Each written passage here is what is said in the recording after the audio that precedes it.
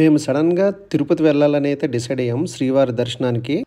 Cut చేస్తే మా దగ్గర టికెట్ లేదు, అకామిడేషన్ లేదు. అట్‌లీస్ట్ మేము అక్కడికి వెళ్ళడానికి మాకు టైం కూడా లేదు. అంటే నైట్ 10 తర్వాత పైన కొండపైకి అలౌ చేయరు కాబట్టి.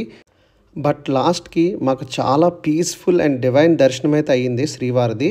సో ఈ వీడియోలో వితౌట్ ప్రాపర్ ప్లానింగ్ సడన్‌గా మీరు తిరుమల వెళ్తే దర్శనం ఏ విధంగా చేసుకోవాలి, అదేవిధంగా నాకు ఒక సెల్ఫ్ ఎక్స్పీరియన్స్ లాస్ట్ టైం నేను తిరుపతి వెళ్ళినప్పుడు చాలా డిసప్పాయింట్ అయ్యాను. కానీ ఈసారి మాత్రం నేనైతే చాలా సాటిస్ఫై అయ్యాను. అది దేని గురించో కూడా ఈ వీడియోలో చెప్తాను. సో దయచేసి ఈ వీడియో లాస్ట్ వరకు చూడండి. మీకు లాస్ట్ బ్లాగ్లో చెప్పాను కదా, విజయవాడ ఒక పని మీద అయితే వచ్చామని. ఆ పని అయితే అవ్వలేదు. నెక్స్ట్ 2 డేస్ హాలిడేస్ అనమాట. సో మాకైతే ఏం చేయాలో అర్థం కాలేదు. సో సడన్గా మేమైతే తిరుమల దర్శనానికి అయితే వెళ్దాం అనుకున్నాం. కానీ మా దగ్గర సడన్ ప్లాన్ కాబట్టి అకామిడేషన్ కానీ దర్శనం కానీ ఏ ప్రిపరేషన్స్ అయితే లేవన్నమాట. పోనీ సర్వదర్శనానికి వెళ్దాం అని అనుకుంటే నెక్స్ట్ డే ఉగాది పడింది. ఉగాది రోజు చాలా రష్గా ఉంటుందని మేమైతే ఎక్స్పెక్ట్ చేసాము. బట్ అట్ లాస్ట్ ఏదైతే అది అయిందని చెప్పి మేము తిరుమల అయితే స్టార్ట్ అయ్యాము. ఇంకొక చిన్న ప్రాబ్లం ఏంటంటే మేము విజయవాడ నుంచి బయలుదేరిందే సాయంత్రం 4 గంటలకి. రాత్రి 10 లోపు తిరుపతి అలిపిరి గేట్ దగ్గర సెక్యూరిటీ చెక్ అంతా కంప్లీట్ చేసుకోవాలి. అప్పుడే మాకు తిరుమల పైకి ఎంట్రన్స్ అయితే వస్తుంది. సో చాలా టెన్షన్ పడ్డాము టైంకి రీచ్ అవుతాం లేదని.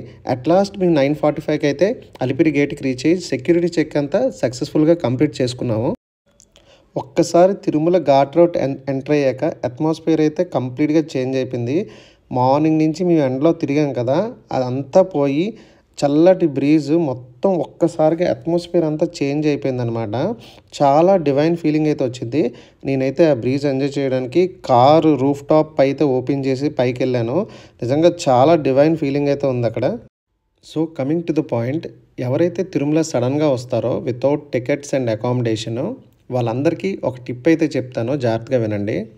శ్రీవారి సుప్రభాత సేవ మార్నింగ్ 2:30 నుంచి ఎంటర్ అవుతారు క్యూలోకి. 3కి స్టార్ట్ అవుతుంది సుప్రభాత సేవ. సో 2:30 వరకు మీకు సర్వదర్శనంలోని డివోటీస్ని అయితే అలౌ చేస్తారు. సో మీరు 1 నుంచి 2:30 ఏదైతే స్లాట్ ఉందో లాస్ట్ 1.5 అవర్ ఆఫ్ సర్వదర్శనం బిఫోర్ సుప్రభాతం, ఆ ఫ్రేమ్ అయితే క్యాచ్ చేయడానికి మీరు ట్రై చేయాలన్నమాట. సో ఇప్పుడు మేము ఎగ్జాక్ట్గా ఏ టైంకి అయితే లాస్ట్లో అలిపిరి ఘాట్ రోడ్లోకి ఎంటర్ అయ్యామో అరౌండ్ ఆ టైంకి పైకి వచ్చేసి ఇంకా నిద్ర అవన్నీ పక్కన పెట్టేసి ఇమీడియట్గా ఫ్రెష్ అప్ అయ్యి మీరు దర్శనానికి అయితే వెళ్ళిపోవాలి. మ్యాక్సిమం టు మ్యాక్సిమం నేను అలా 2-3 టైమ్స్ చేశాను. ఎవ్రీ టైం నాకు 3 అవర్స్ లోపే నాకు దర్శనం అయితే అయిపోయింది. అంటే అరౌండ్ 10:30, 11 ఆ టైంకి లేదా 12 ఆ టైంకి నేను క్యూలోకి వెళ్ళిన అరౌండ్ నాకు ఓవరాల్గా నాకు దర్శనం అయితే త్వరగా అయిపోయింది. ఈసారి అయితే మాత్రం ఎగ్జాక్ట్లీ ఉగాది రోజు మేము దర్శనం చేసుకున్న తర్వాత విఐపి బ్రేక్ దర్శనం అయితే అలౌ చేశారు. చాలా లక్కీ. ఉగాది రోజు దేవుడి దర్శనం అయితే మాకు అయింది సక్సెస్ఫుల్గా.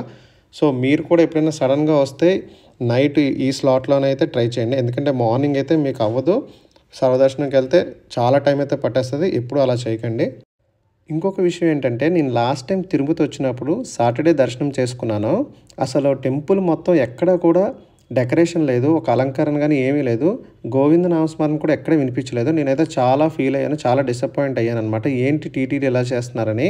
బట్ ఈసారి మాత్రం చాలా ఫ్లవర్ డెకరేషన్స్ అన్నీ చేశారు. నేనైతే చాలా సాటిస్ఫై అయిపోయాను. సో టీటీడీ వాళ్ళు ఎప్పుడు ఇలానే మెయింటైన్ చేస్తారని మనందరం కోరుకుందాము.